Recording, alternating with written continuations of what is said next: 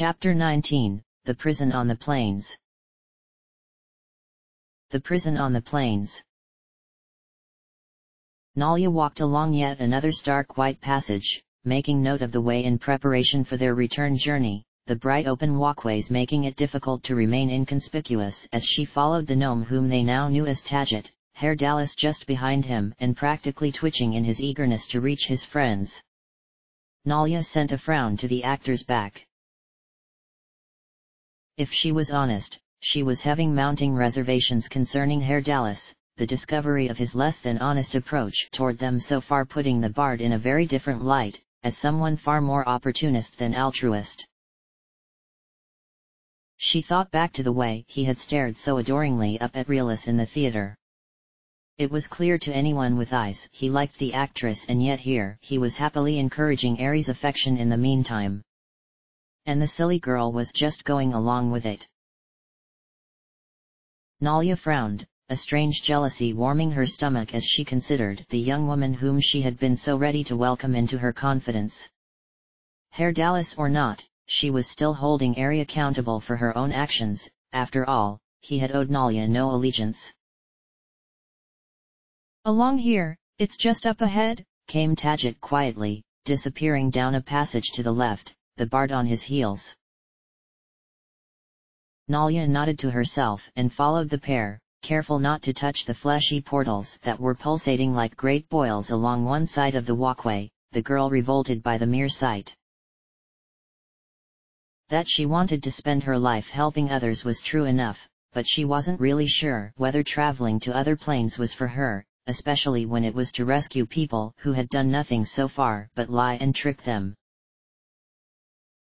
"There are those who are deserving of charity and those who are not," came the squire's voice behind her eyes, and Nalya felt herself smile wryly, recalling her outrage when a gnomon had expressed this similar sentiment after they had left her old home. She sighed to herself, her heart suddenly heavy. It all felt so long ago now. Everything had changed so dramatically in such a short space of time, and though she was happy to be aiding those less fortunate, this new life she had entered was not unfolding in any way she could have ever imagined. "Hold and identify yourselves, strangers," came a gruff voice ahead of them, and Nalya started to see two guards appear suddenly from the portal before them, the pair giving Hairdalis a suspicious look as he stepped forward to speak with them, his swords held menacingly behind the gnome, and Nalya surreptitiously knocked an arrow. "We are hunters, newly in the employ of your cambion," came Hairdalis with an almost arrogant smile. "We caught this." He gave the gnome a vicious poke with one of his blades, and Tadget gave a convincing whimper. "Trying to escape. It seems to have slipped its collar, so we are taking it to be refitted." One guard glanced to the other with an unpleasant laugh, both drawing their swords. "Nice story, Burke, but I haven't heard of any new hands being taken on, and as anyone who works here knows, the collars are fitted in the west of the complex. Goor." Nalya loosed an arrow before he had even finished the word, his armor useless at such close range, and Hairdalis was on the other but a second later, feigning an attack to his head with one sword, the other moving so quickly the man could not catch the blow in time, the bard slashing him neatly across the stomach. "Well, that was, well," mumbled Tadget, seemingly left speechless by the sudden ferocity of their attack. Nalya stared blankly down at the bodies, wondering when killing had become such a normal part of her life. "We can't leave them here," she heard herself say, and the gnome nodded. "Over there," he said, pointing to the base of the nearest pillar. "We can put them behind that." Nalya shrugged absently. It was not the best of hiding places, and nothing could be done about the blood smeared across the floor, but they had very little choice. "What onto was this blasted play about anyway?" she huffed crossly as she bent to take the nearest body under the arms and drag it across the walkway. "A comedy of terrors," sighed Hairdalis, stooping to collect the other body. Who could have anticipated that a sordid tale of lust between two certain planar beings might hold a mirror to the truth? Within hours the theater was left in ruins and a price was placed on our fleeing heads.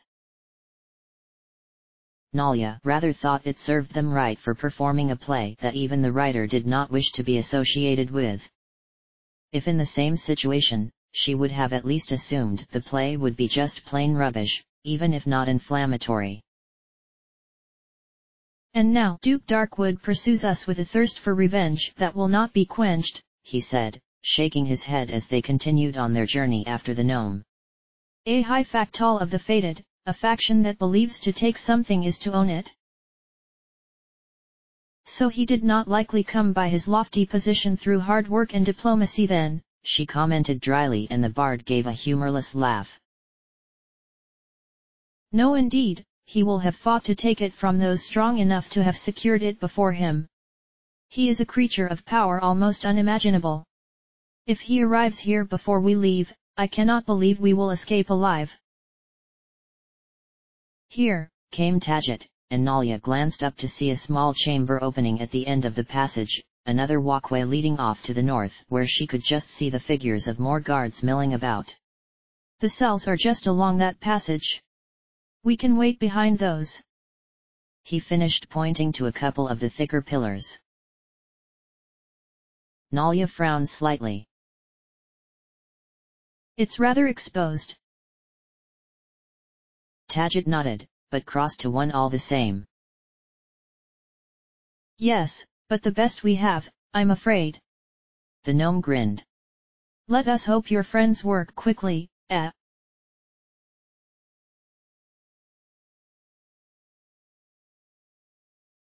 Fritha winced, rubbing her abdomen as her stomach gave another fierce growl of hunger, the girl turning to glance back along the passage they had just walked down. The gnome had made the path to the Thrall Master sound a lot less complicated than they had found it, the fifth turning north actually leading them to a dead end, and the group had been divided since then. Anomen and Jahara had both believed the gnome had merely been mistaken in his count, while Ari maintained he had probably meant them to count only the main passages north, not the minor walkways. Whether it was again the influence of the plane or merely their situation, but this had soon descended into crossed words until Minsk, or rather Boo, had wisely pointed out it did not matter either way, the fifth passage was clearly not the one they needed, and Fritha led them eastwards once more, the group taking the next passage they came to north. Fritha sighed, passing another junction and skirting the edge of one of the fleshy portals that peppered the walkways, taking another long draught of water from her flask in an effort to trick her stomach into think it was full.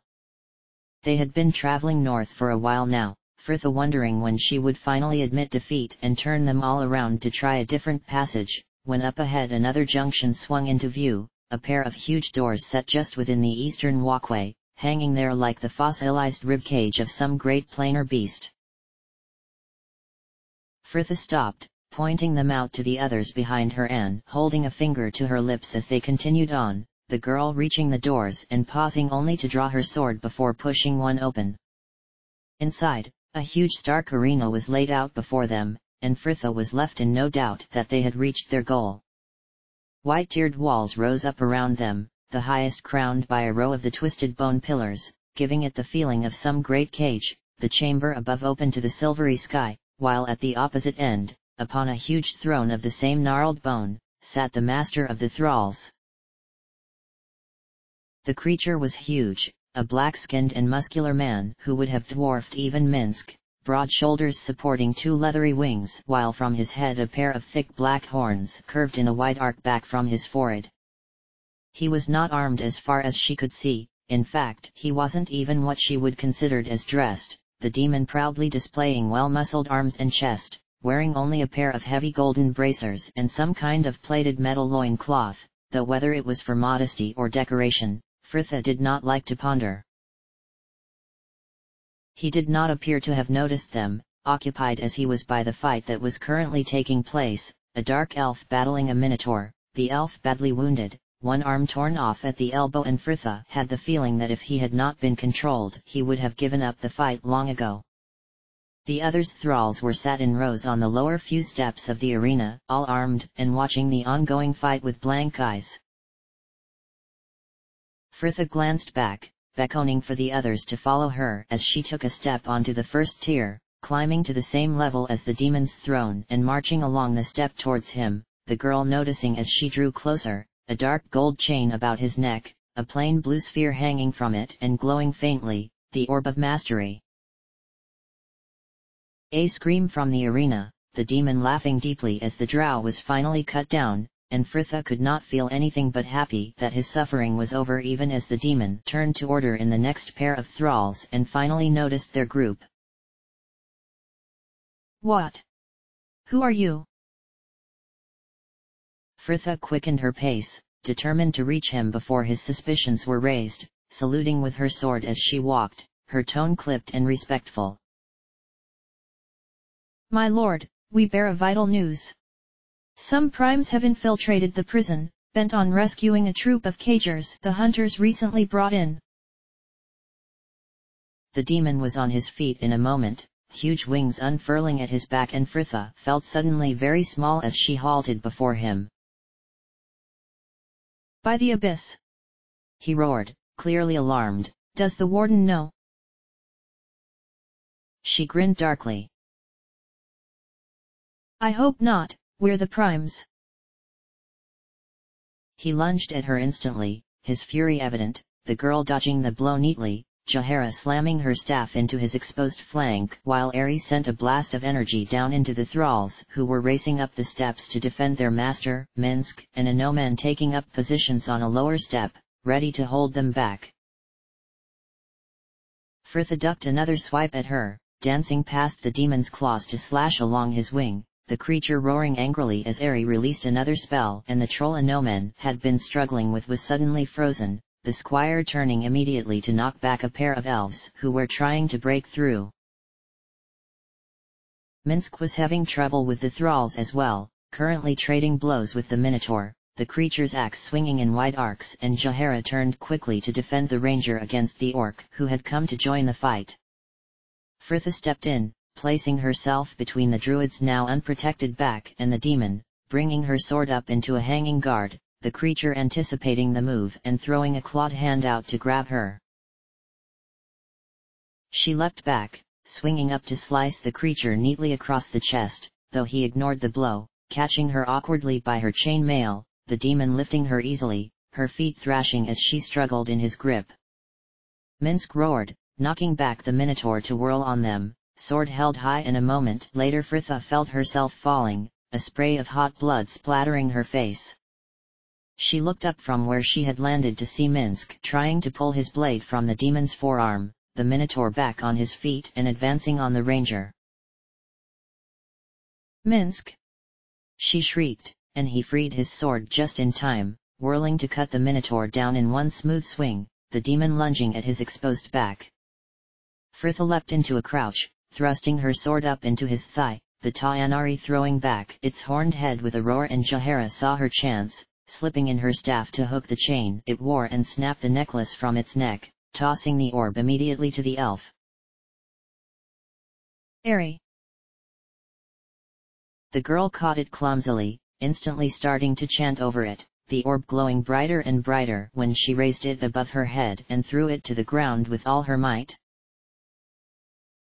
A crack that Frithha felt as much as heard echoed through the chamber, and for an instant everything seemed to stop, a stillness hanging over the room as the thralls glanced about looking bewildered, when the Tayanari's guttural roar split the silence and chaos erupted.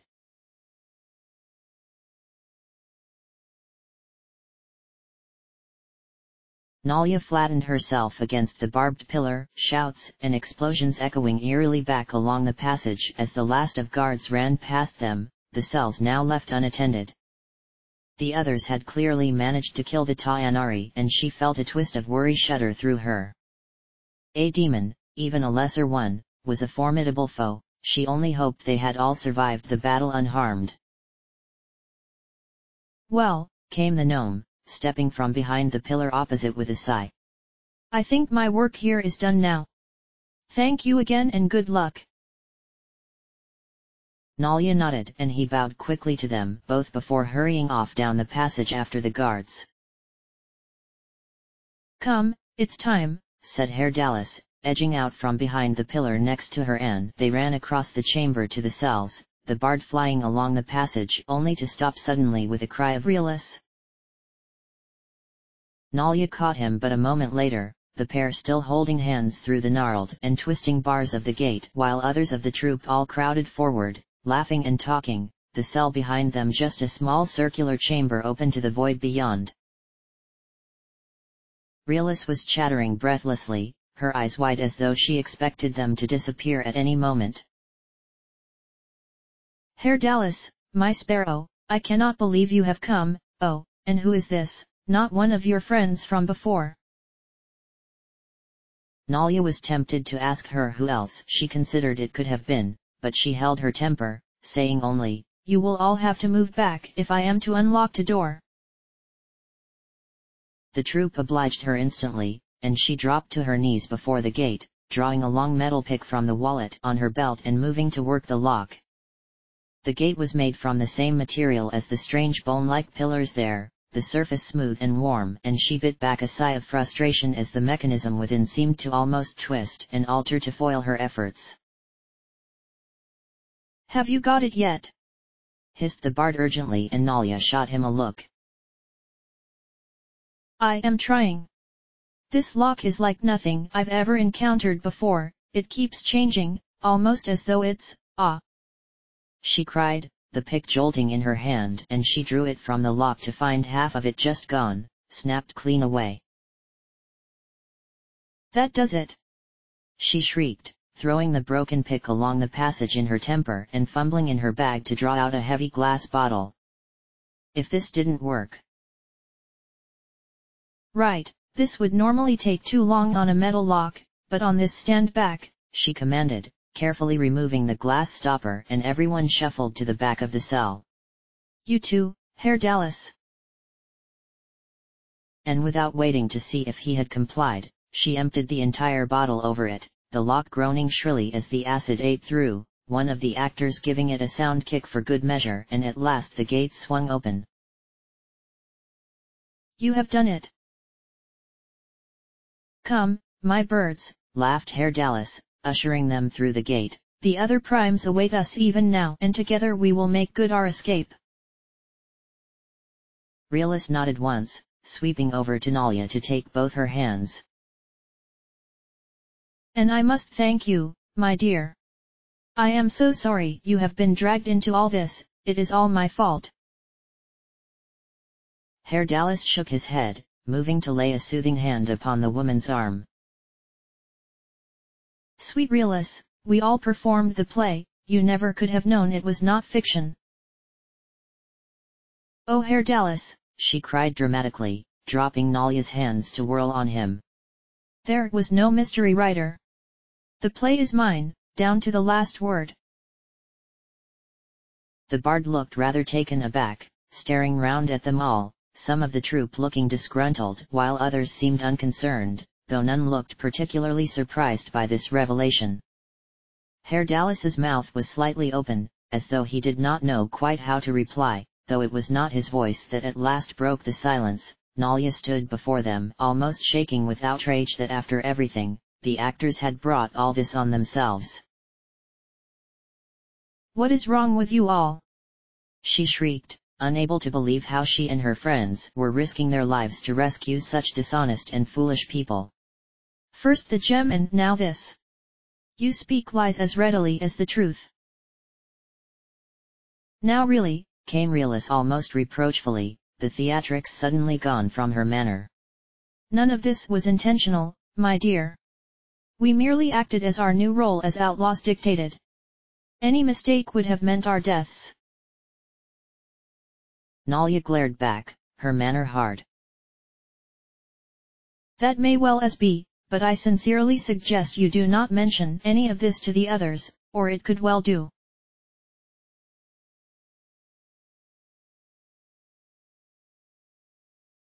The group hurried along passage after passage, Jahara leading the way with Minsk, while shouts and explosions split the air. the isles around them a chaos of people and magic. The Tayanari had not lasted long after the thralls had been freed, everyone just rushing in at once to overwhelm the creature, and Fritha had led them from the fight before the creature had even fallen, her main priority now to get the group out alive. Outside the arena, a squad of guards had arrived, trying and failing to subdue the riot that was already in place, the soldiers slowly being overwhelmed by the now free thralls, who were only too willing to cut down their former oppressors. But their battle was blocking the way they had come, and the group's only choice had been to fight their way through to the eastern passage and take the next southern one they came to. Fritha's fears that after everything, they would just end up losing themselves in that maze of walkways mounting with every step. The group had just reached another dead end, the passage they had been following opening out to a small chamber, the group of Githyanki within already knelt in a circle preparing to plane shift. Jahara sent Fritha a dark look, and the girl dropped her eyes, unable to meet her gaze. Yes, they had all known it would be so, but still it was an unpleasant truth to bear, the knowledge that not all they had freed were as innocuous as the actors. They turned back, returning to the next junction and moving south once more through the chaos. Most thralls were working furiously to summon portals and gates, though some seemed more focused on fighting each other. Fritha glancing down one of the walkways they passed to see a group of imps battling a succubus and two quasits, the blood war as alive there as anywhere, it seemed. Here, came Jahara ahead of her, the group stopping at another crossroads, the druid indicating the western passage with her staff. We should turn here.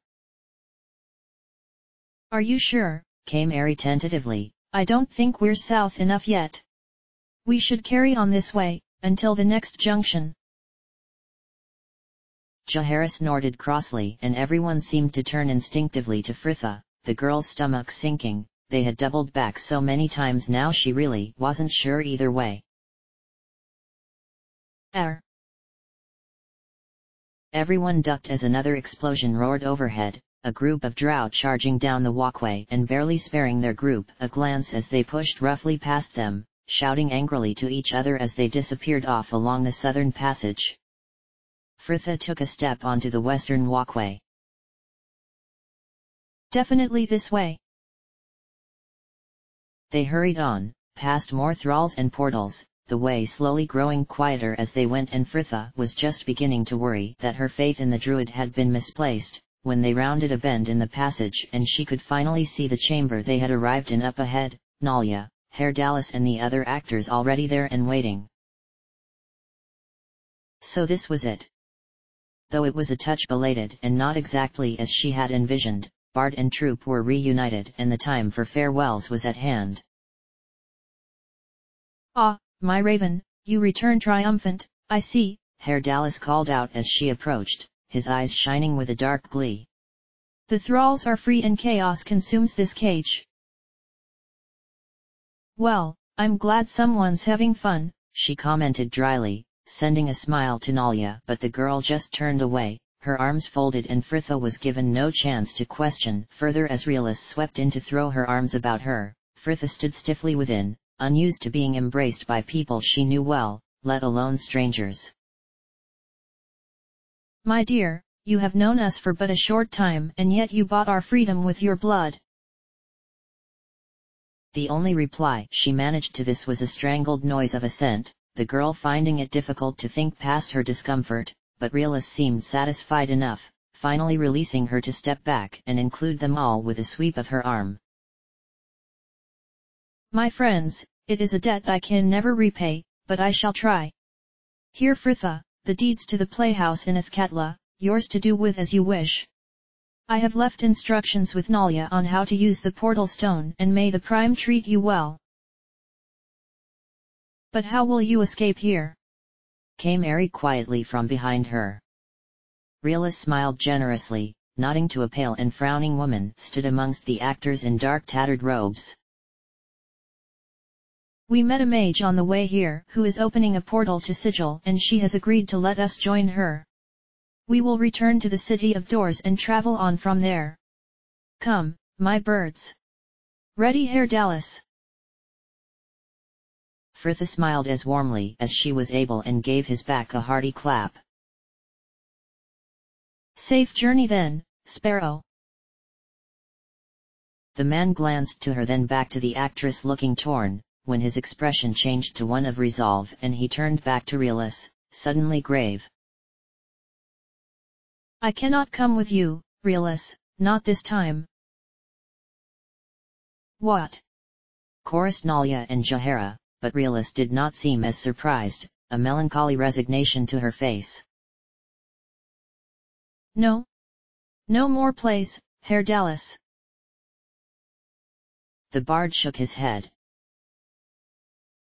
I wish I could, but I am just another moth come too close to your flame, and it is a torture I can no longer bear.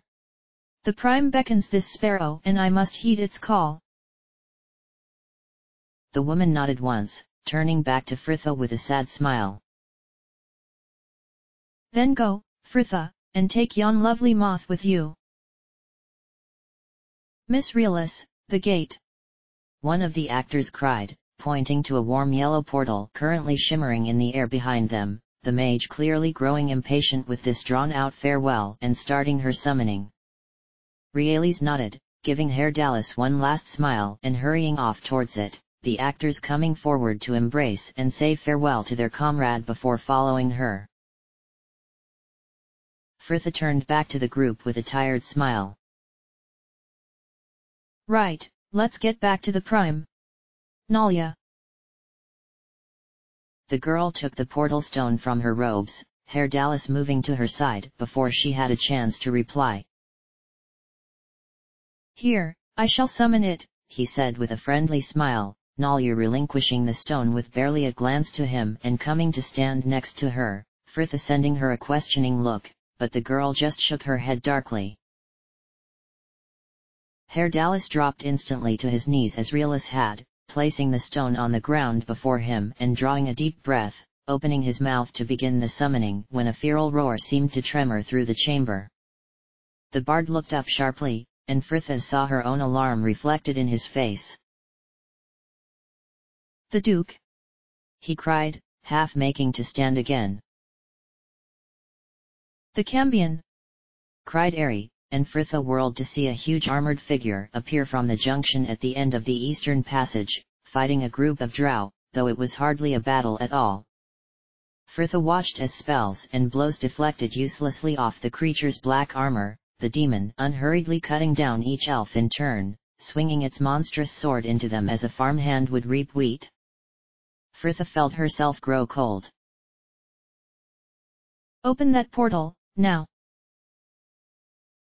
Herr Dallas whirled back to the stone before him, chanting low and fast while the others took up positions behind. The last drow had fallen, the Cambion turning slowly to take in the group stood with weapons drawn and Frithha could feel its anger as it began a deliberate advance towards them. Herr Dallas! Frithha pressed, glancing back to see an open portal shimmering blue behind them, the scene on the other side changing constantly, a gloomy cavern, a twisted street, a cluttered stage. I am trying, there, the playhouse. I have it! He cried, springing up to seize Ari's arm. Quickly now! The elf leapt through, the others pressing round the portal, and Frithha glanced back as an enraged growl echoed along the eastern passage. The Cambion had noticed their escape, his pace quickening, the great hulking figure gathering speed by the second. My raven! She whirled back. Herr Dallas stood alone before the portal and she finally sheathed her sword, scooping the stone from the floor as she leapt through after him, the portal swallowing shut behind her.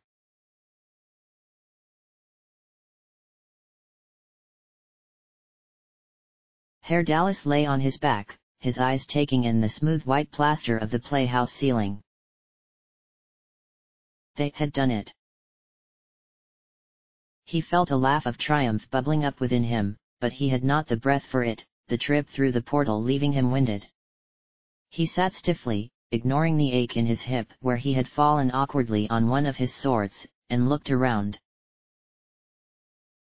The others were about him, all slowly making to rise, while Fritha was already stood brushing the dust from her tunic and looking as unfazed by her return to her home plane as she had by her departure. She reached down to help up the woman at her feet, the druid ignoring her hand most pointedly and rising unaided. He watched a tired look flit across the girl's face and tried to send her a smile as he stood as well, a slight guilt tickling his spine as he considered what his company had cost the group so far. Still, they all chose their own paths, he could not be held responsible for the disagreements of others. So, he sighed, feeling suddenly and most unreasonably melancholy, considering he had just rescued his friends and escaped unscathed against all odds. It seems this sparrow is back in the prime again, only this time without a company or profession to my name. What will you do now? I'm sure you can come with us. I mean, came Ari earnestly, slowly trailing off at the silence that followed her words, glancing to Fritha for confirmation, who for her part, glanced to the druid, the woman turning away with a frown. Fritha shook her head, sending him a smile but clearly unwilling to say either way without some discussion first, turning to drop lightly from the stage. Ah, come on, lovely moth, she sighed, her smile lingering as she headed towards the stairs. We'll shout you a drink.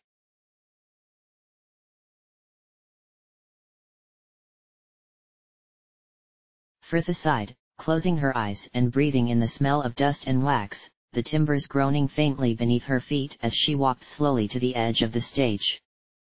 She opened her eyes, looking out at the rows of benches, bright and ordered in the flickering lamplight before turning to see her theater as the audience would have. White columns rising up at either side of the stage, painted with golden ivy coiling up them, the deep crimson curtain hanging heavy behind, the stage itself still littered with pieces of set, a backdrop of mountains and a boiling grey sky hanging behind it all.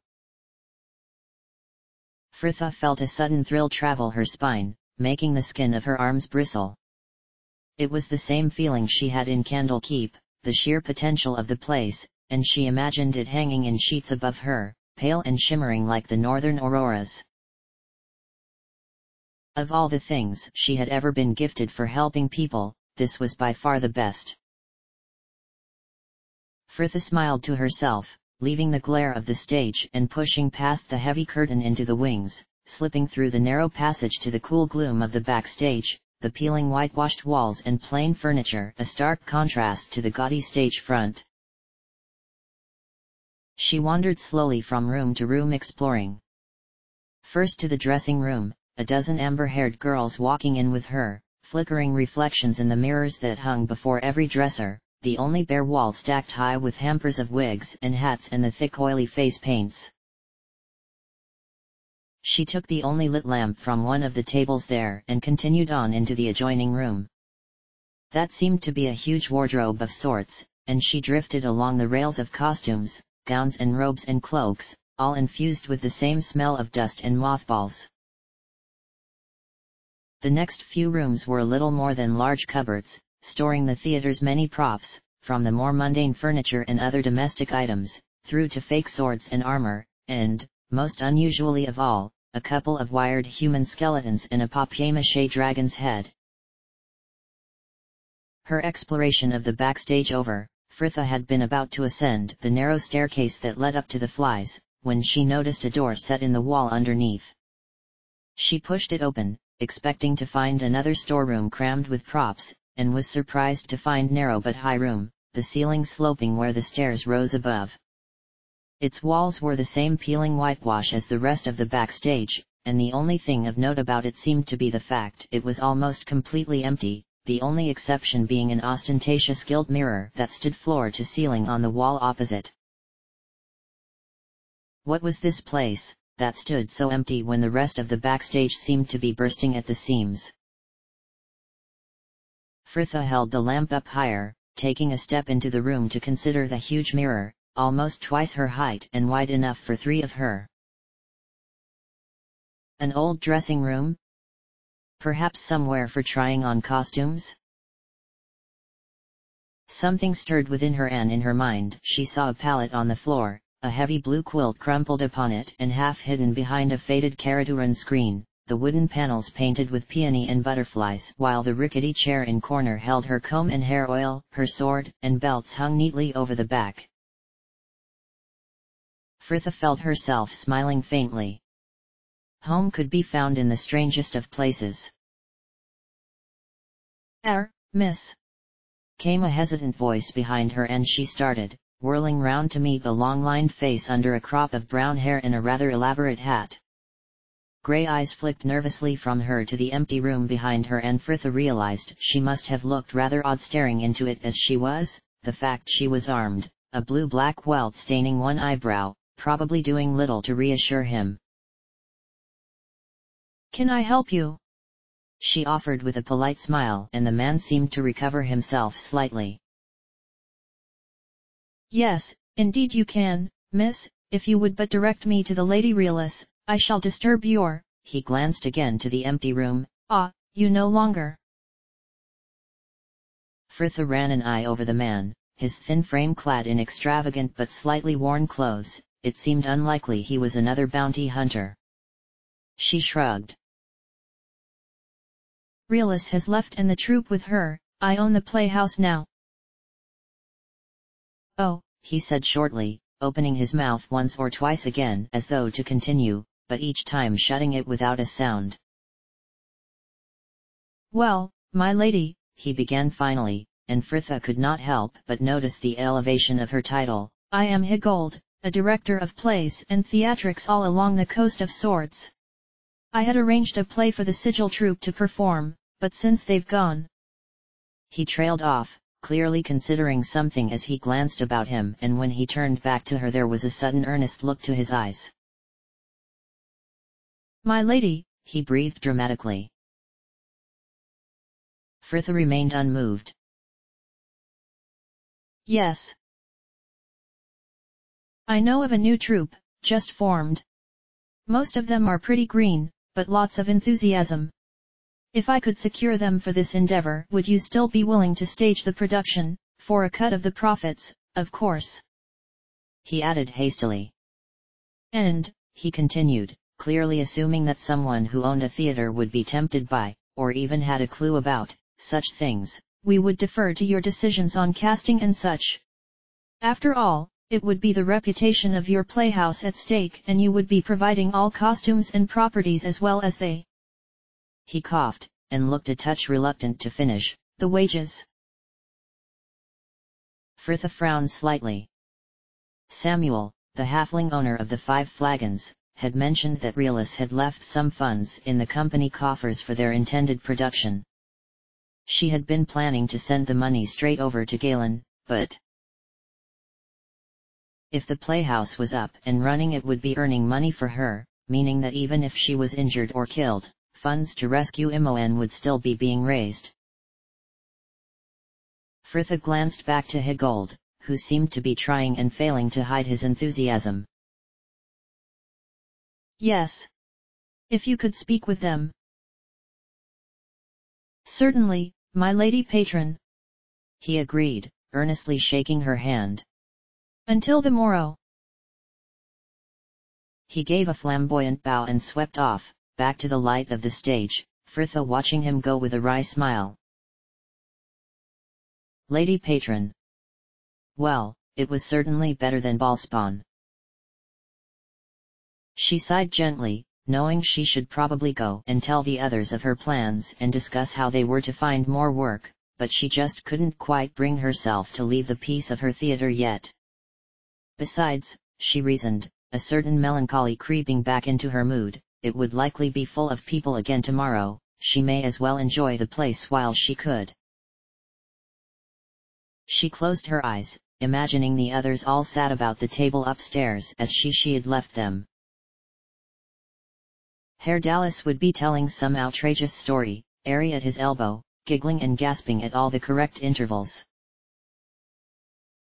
Nalia would be laughing too, though still pointedly ignoring the elf, while Anoman would probably be disapproving, hiding any amusement in his cup lest he encourage the man.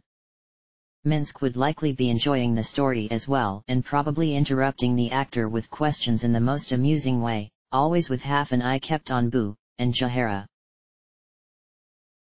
Firtha felt a familiar worry rise within her. Jahara had been annoyed since the prison, and Firtha's request that Herdalis be allowed to stay in their company was clearly the last in a long line of imprudent decisions that day. She frowned, unable to shake the feeling that she may well be agreeing with the druid before the 10-day was out. Letting the actor stay would likely cause problems, and she hoped again it had been her desire to act fairly by him, and not more selfish reasons that had prompted her decision. He had already been the cause of a falling out between the girls. Perhaps she should have told him the group had no room for him, but it had seemed so unfair when he hadn't actually done anything. Firtha sighed. Well, the choice was made now, they would just have to deal with trouble as it arose, and even with such concerns hanging over her, she could not regret her decision, not when it would allow her the chance to become better acquainted with the man. That he had liked Realis had been clear from the moment Firtha had seen them together, but in the end, he had left the actress's company of his own volition to join with theirs, so perhaps he was ready to move on from the woman as well. Yes, perhaps you can heal his heart, sighed her mind in a rather dreamy voice, and Firtha snorted. Perhaps not, but she could get to know him better, discover the depth of her own feelings and see if they were suited, and whether her regard was returned. And what of Ari? What of her? Firtha replied stalwartly, ignoring the slight twinge in her stomach when she thought of the rare and radiant elf. Yes, Ari clearly held an affection for him, and one intense enough for her to risk her friendship with Nalia over, but that hardly meant anything at this early stage. The man had only just met them a day ago. The girl may find, on reflection, that she did not like him after all. And, Firtha continued when that failed to quell her nagging doubts, whatever Ari's feelings were, it did not necessarily mean Herdalis returned them. Besides, all's fair. End of chapter.